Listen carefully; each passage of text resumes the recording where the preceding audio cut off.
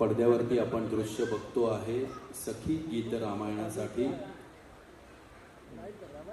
महाराष्ट्र राज्याचे लाडके मुख्यमंत्री नामदार देवेंद्रजी फडणवीस साहेब यांचं आगमन प्रवेशद्वारापाशी होत आहे।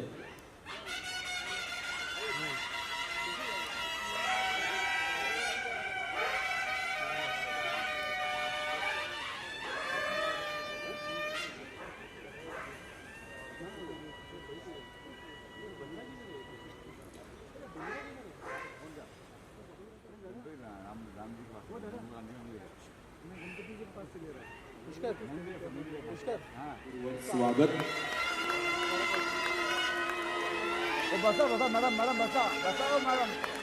प्रभू श्री रामचंद्रांच्या या मूर्तीचं पूजन मुख्यमंत्री साहेब तुतारी आणि शंखनादामध्ये करतायत। ग्रॅव्हिटी ग्रुपचे अध्यक्ष डॉक्टर मिहिर कुलकर्णी यांना मी विनंती करतो आपण मुख्यमंत्री साहेबांना घेऊन पहिल्या रांगेमध्ये स्थानपन्न व्हायचं।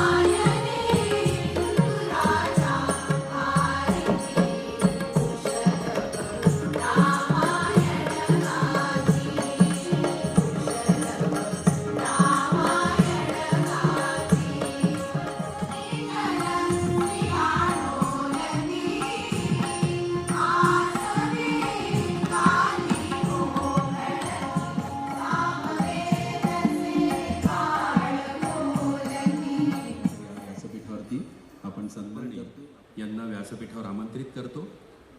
या सुंदर कार्यक्रमाला उपस्थित झालेल्या खासदार आदरणीय डॉक्टर मेधा कुलकर्णी यांचंही आम्ही खूप मनापासून स्वागत करतो।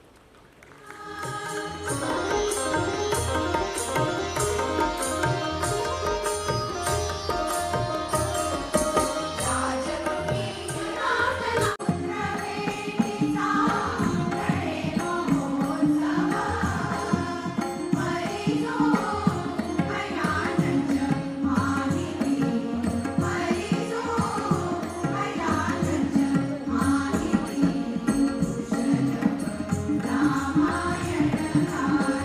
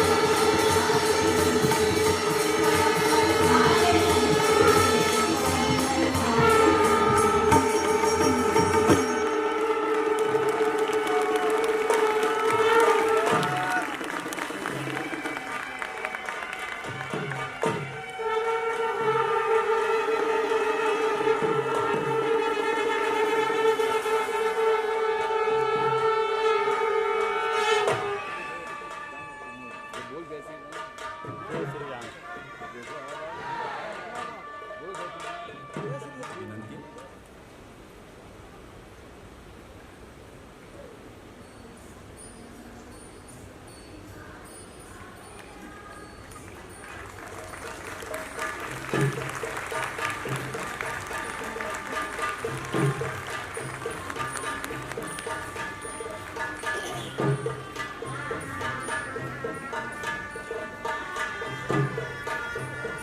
कुलकर्णी यांना मी विनंती करतो, नामदार देवेंद्रजी फडणवीस साहेब यांचा सन्मान आपण करावा. शाल त्याचप्रमाणे अयोध्येच्या राम मंदिरामध्ये सुप्रतिष्ठित केलेल्या रामलल्लाच्या मूर्तीची प्रतिकृती आपण माननीय मुख्यमंत्री साहेबांना या ठिकाणी भेट देतो आहे.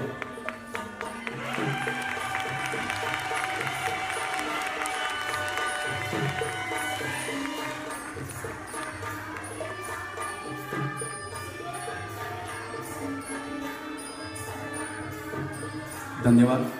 यानंतर सौ मीना कुलकर्णी यांना मी विनंती करतो, आपण खासदार माननीय डॉक्टर मेधा कुलकर्णी यांचा सन्मान करावा.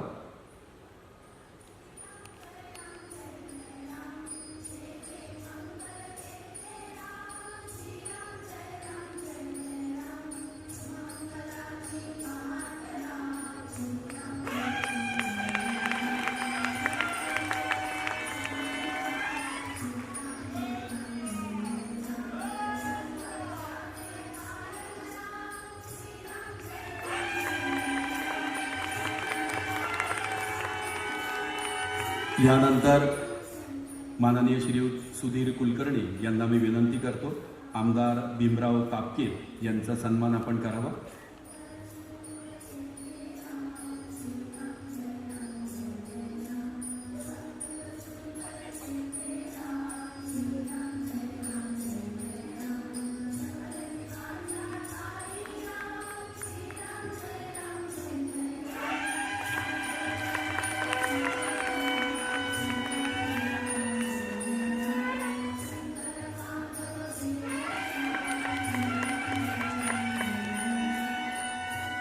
यानंतर प्रसिद्ध वास्तुशास्त्र तज्ज्ञ पंडित शिवकुमार श्री यांना मी विनंती करतो, आपण माननीय आमदार हेमंतजी रासने यांचा सन्मान करावा.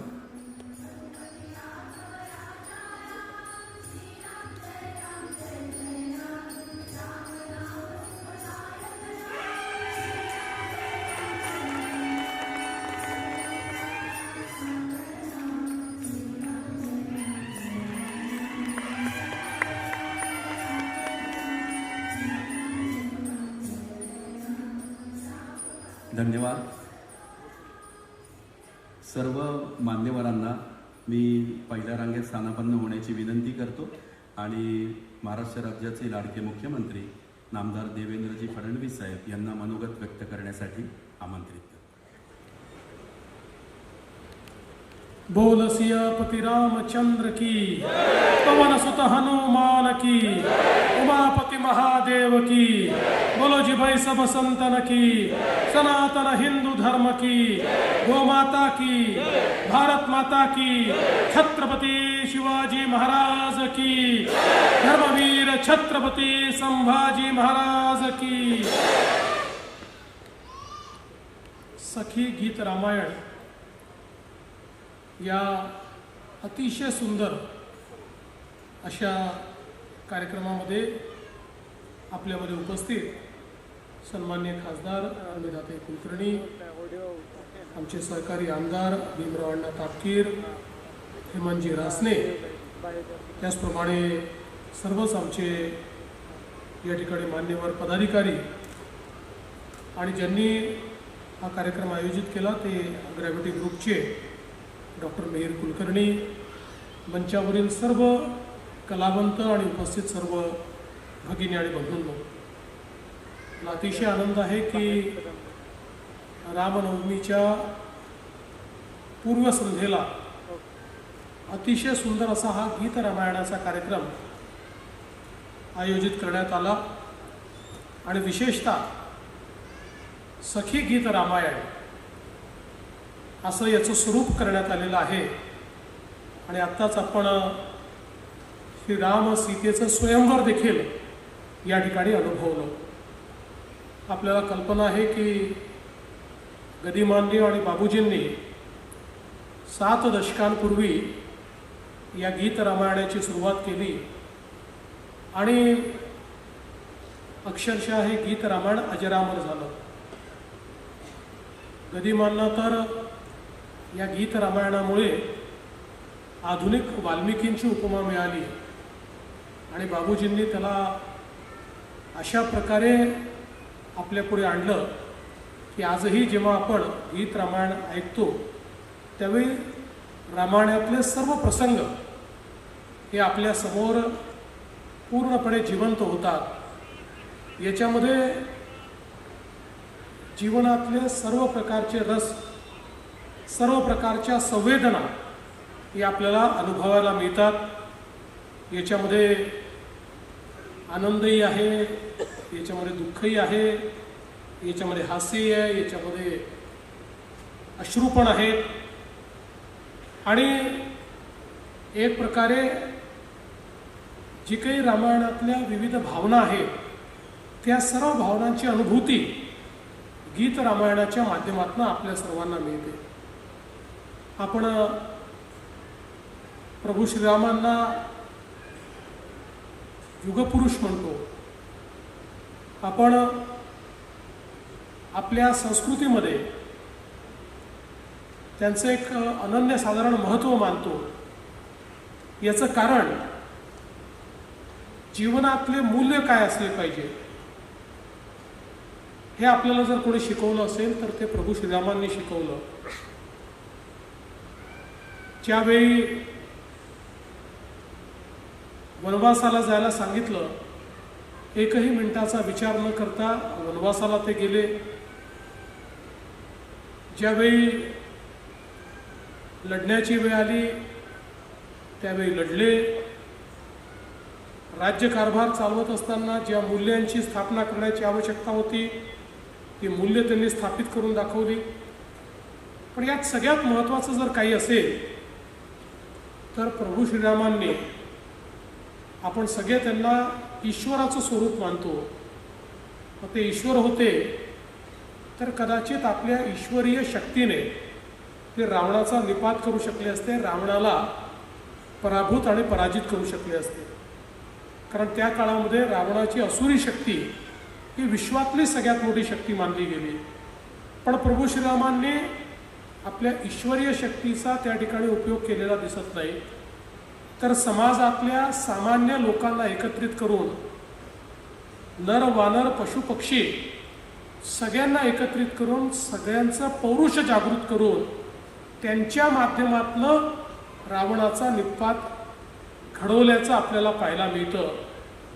म्हणजे प्रभू श्रीरामांनी आपल्याला हे सांगितलं की असुरी शक्ती कितीही मोठी असली तरीही ज्यावेळी सज्जन शक्ती एकत्रित येते आणि सत्याच्या बाजूला ती उभी राहते त्यावेळी सामान्य लोकही असामान्य काम करतात आणि या असुरी शक्तीचा निपात करू शकतात.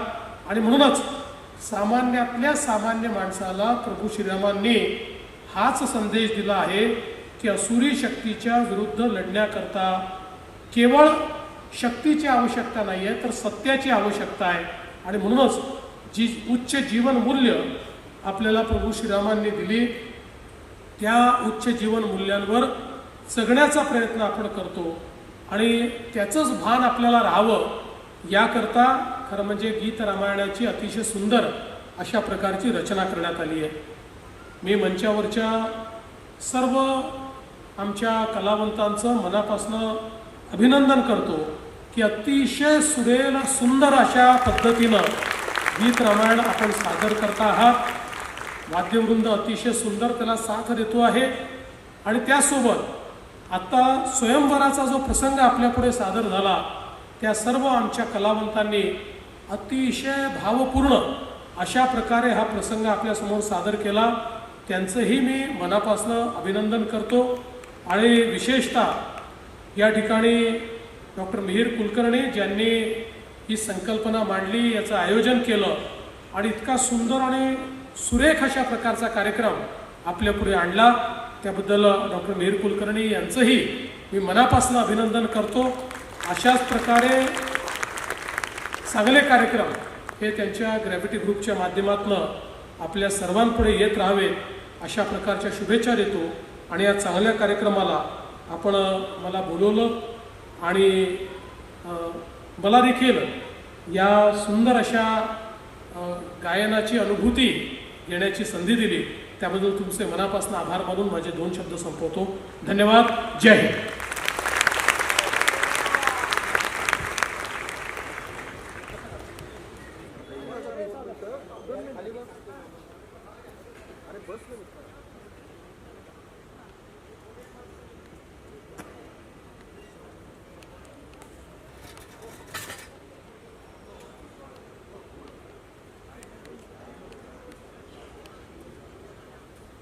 सखी गीत रामायण या कार्यक्रमामधले नृत्य कलावंत देखील 1 मिनिट लगेच या. आपल्या संस्कृतीमध्ये अष्टमहासिद्धी कल्पिलेल्या आहेत. इशिता, वशिता, प्राप्ती, प्राकाम्या, आणिमा, महिमा, लघिमा, गरिमा. मराठी रसिकाला त्याच्या सद्भाग्याने लाभलेली 9वी महासिद्धी म्हणजे ग दी मा. गजानन दिगंबर माडगुळकर. गदिमा आणि बाबूजींच्या शब्दसुरांच्या सर्वोच्च आविष्कार आमच्या सर्व माता भगिनींनी सादर करावा. त्याला जोड सुरेल वाद्यवृंदाची असावी. डॉक्टर नरेंद्र चिपळूणकरांनी त्याचं वाद्यवृंद संयोजन करावं. सुप्रियाताईंनी सुंदर निरूपण करावं. चित्राताईंनी त्याची निर्मिती करावी आणि त्याला दस्तूर खुद्द माननीय मुख्यमंत्री साहेबांनी द्यावी. यापेक्षा वेगळा दुग्ध शर्करा योग काय असू शकतो रसिक हो.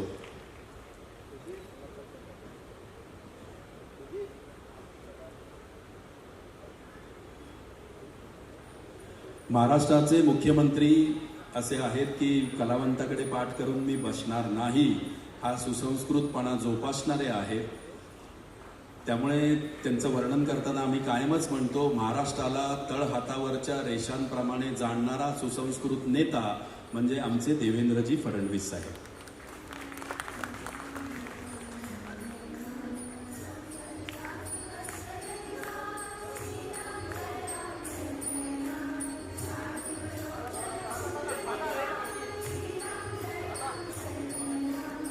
छोटे लवकुश कुठे गेले? अच्छा.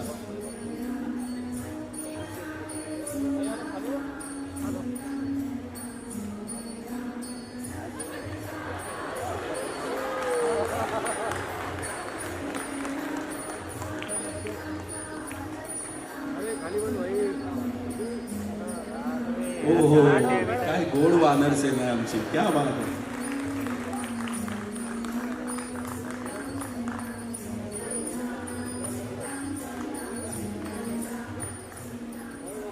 आम्ही माननीय मुख्यमंत्री महोदयांचे औपचारिक आभार मानत नाही तर मनापासून कृतज्ञता व्यक्त करतो.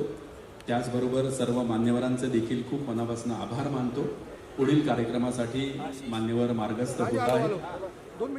ग्रॅव्हिटी. नमस्कार, सुस्वागतम. व्यासपीठावर उपस्थित महाराष्ट्राचे लाडके मुख्यमंत्री माननीय श्री देवेंद्रजी फडणवीस साहेब आणि सर्व मान्यवर, त्याचप्रमाणे समोर उपस्थित सर्व रामभक्तांना माझा सादर जय श्रीराम. आजच्या कार्यक्रमाचे 3 सुंदर योग जुळून आलेले आहेत. एक म्हणजे राम जन्माच्या पूर्वसंध्येला हा कार्यक्रम होत आहे. दुसरा म्हणजे गीत रामायणाला यंदा 70 वर्षे पूर्ण झाली आहेत.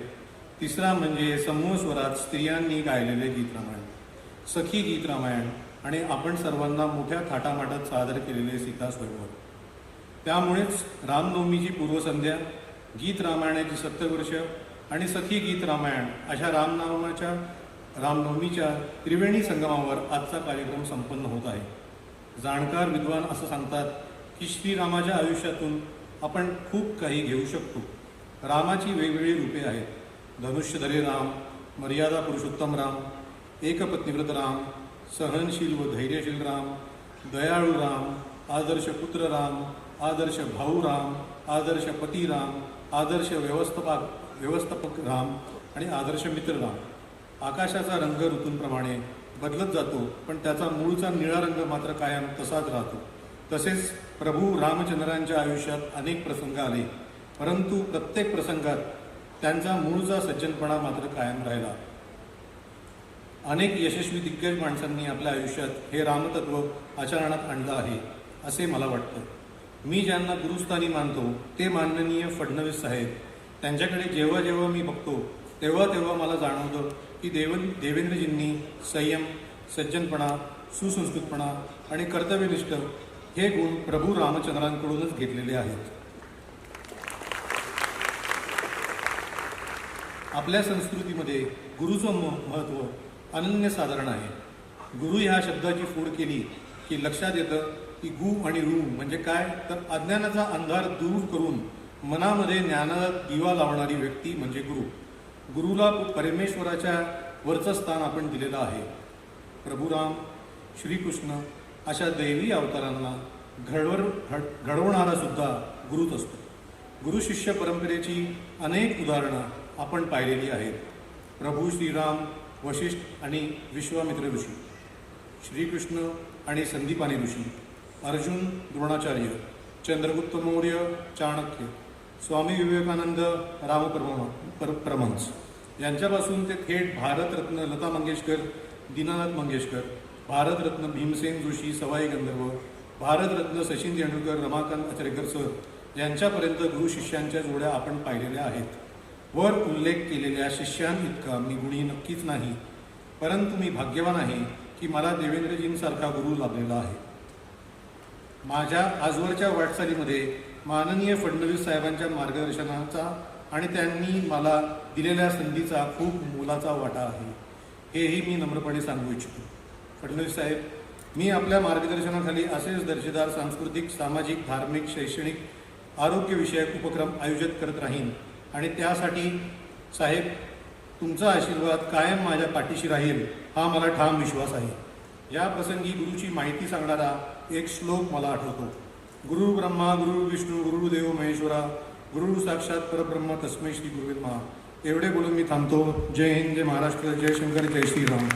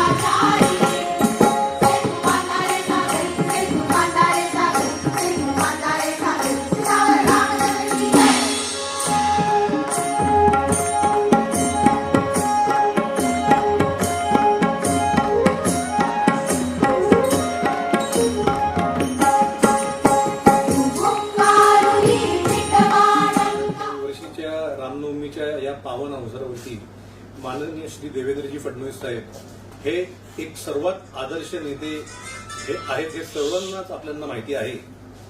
त्याच्यामुळे त्यांच्यासारखा योग्य माणूस या वेळेसाठी आम्हाला वेळ त्यांनी दिली त्याच्याबद्दल आम्ही त्यांचे मनपूर्वक आभार मानतो. सखी गीत रामायण आणि सीता स्वयंवर या भव्य प्रस्तुतीमधून प्रभू श्रीरामांच्या चरित्राचे कोणते पैलू लोकांपर्यंत पोहोचणार? प्रभू श्रीराम हे कायमच त्यांच्या आदर्श स्वभावासाठी, सज्जनतेसाठी ओळखले जातात. आज या रामनवमीच्या एवढ्या सुंदर पूर्वसंध्येला आज जवळपास 80 बायका सखी गीत रामायण प्रस्तुत करत आहेत. त्याच्यामुळे आज गदी माडगुळकरांच्या व बाबूजींच्या गीत रामायणाला 70 वर्ष पूर्ण झालेली आहेत. त्याच्यामुळे रामनवमीची पूर्वसंध्या, गीत रामायणाचे 70 वर्ष आणि 80 बायका ज्या एकत्र परफॉर्म करतायत, तर हा एक खूप सुंदर त्रिवेणी योग इथे जुळून आलेला आहे.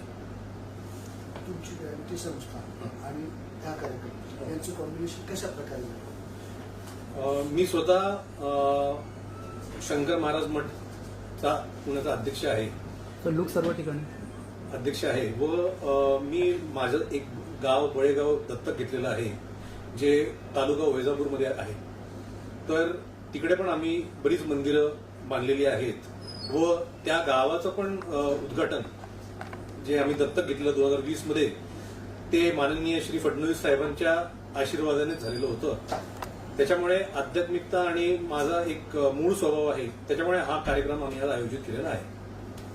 आणि प्रेक्षकांना एक संदेश द्या.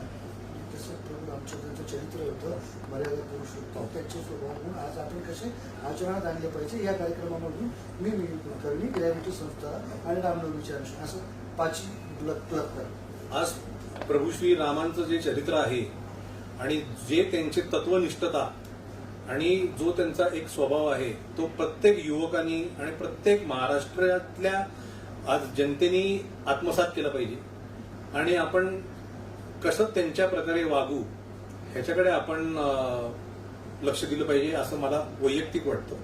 धन्यवाद. त्याचं नाव घ्यावं. आदरणीय मुख्यमंत्री माननीय श्री देवेंद्रजी फडणवीस साहेब हे स्वतःच एक एवढा मोठा आदर्श आहेत महाराष्ट्रासाठी की त्यांच्या म्हणजे रामनवमीच्या या पावन अवसरावरती